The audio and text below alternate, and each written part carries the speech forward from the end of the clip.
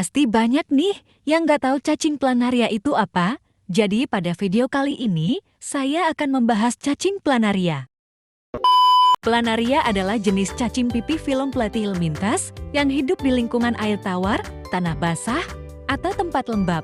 Planaria terkenal karena kemampuan regenerasi tubuhnya yang luar biasa. Berikut adalah beberapa penjelasan tentang planaria. Keunikan planaria. Regenerasi. Planaria terkenal dengan kemampuan regenerasinya yang luar biasa.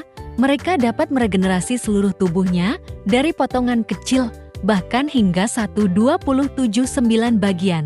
Satu kemampuan ini telah menarik perhatian para ilmuwan selama lebih dari 230 tahun. Predator. Planaria adalah predator di perairan tawar yang bersih. Mereka menggunakan kemoreseptor untuk mendeteksi sumber makanan seperti hati ayam segar. Indikator kualitas air. Keberadaan planaria di suatu perairan tawar menunjukkan kualitas air yang baik. Struktur tubuh. Bentuk tubuh. Planaria memiliki tubuh pipih dan simetri bilateral. Habitat. Mereka hidup di daerah dengan temperatur 18-24 derajat dan ketinggian 500-1500 meter dpl. Bagian tubuh. Tubuh planaria terdiri dari bagian kepala kranial, badan teruncus, dan ekor caudal.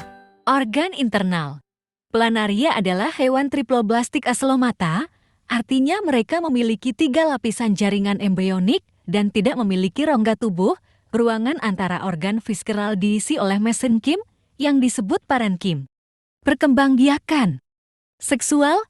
Planaria dapat bereproduksi secara seksual.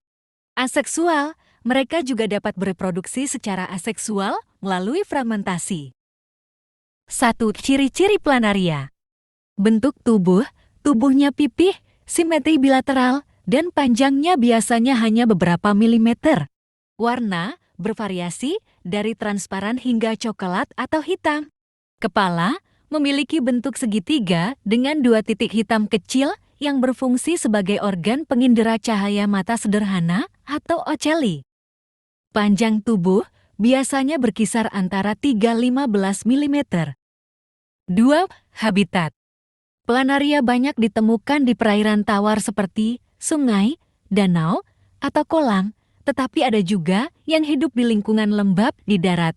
Mereka cenderung menghindari cahaya dan hidup di tempat gelap atau berlindung di bawah batu dan daun. 3. Sistem tubuh. Pencernaan. Planaria memiliki mulut di bagian tengah tubuhnya ventral. Mereka menelan makanan melalui faring yang dapat keluar masuk tubuh. Sirkulasi dan pernapasan. Tidak memiliki sistem sirkulasi dan pernapasan khusus. Gas-gas dipertukarkan melalui permukaan tubuhnya yang tipis. Sistem saraf. Memiliki ganglia pusat saraf di kepala dengan 2 tali saraf utama yang memanjang di sepanjang tubuhnya. 4. Kemampuan regenerasi. Salah satu hal paling menarik dari planaria adalah kemampuan regenerasi yang sangat baik. Jika tubuhnya terpotong menjadi beberapa bagian, setiap bagian dapat tumbuh menjadi individu baru. Hal ini dimungkinkan karena adanya sel induk khusus yang disebut neoblas. 5. Reproduksi. Aseksual melalui pembelahan tubuh. Planaria dapat membelah dirinya sendiri menjadi 2 bagian, dan masing-masing bagian akan tumbuh menjadi individu baru. Seksual. Planaria bersifat hermaprodit, yaitu memiliki organ reproduksi jantan dan betina. Mereka bisa saling bertukar sperma dengan pasangan untuk menghasilkan telur. 6. Peranan dalam penelitian. Planaria sering digunakan dalam penelitian biologi, khususnya tentang regenerasi, sel induk, dan evolusi sistem saraf, karena kesederhanaan tubuh dan kemampuannya untuk beregenerasi. Planaria adalah contoh menarik dari makhluk hidup sederhana dengan kemampuan biologis luar biasa yang sering menjadi objek studi ilmiah untuk memahami proses kehidupan.